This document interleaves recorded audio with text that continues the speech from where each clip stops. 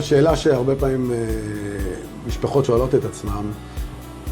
יש לנו מעצבת פנים, ואנחנו בעצם ראינו את העבודות שלך, ראינו אותם באינטרנט, ראינו אותם בפייסבוק, ככה מאוד התלהבנו, ורצינו לחבר אותך עם מעצבת הפנים. האם אתה עובד עם מעצבות פנים שהמשפחות מביאות איתם, לא רק מעצבת פנים של הבית? שאלה יפה. קודם כל אני אומר שמשפחה שמלווה במעצבת פנים כבר עשתה את הדבר הנכון. היום מעצבת פנים הוא דבר הכרחי, והאם אני עובד עם מעצבות חיצוניות? אז ברור שכן. לא, אנחנו מאומנים כל כך בתהליכי עבודה עם מעצבות.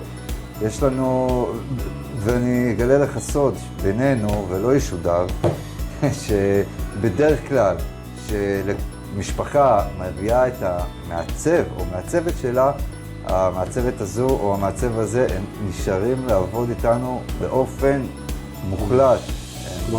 מה שנקרא, יש לכם חיבור טוב עם מעצבים ומעצבות.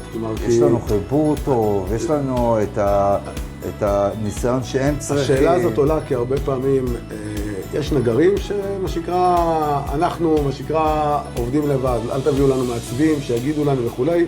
אתם בעצם רגילים לעבוד עם מעצבים ואדריכלים, כי זה בעצם הסינרגיה עובדת טוב לשני הצדדים. אנחנו חיים ונושמים מעצבים ומעצבות אדריכלים ואדריכליות.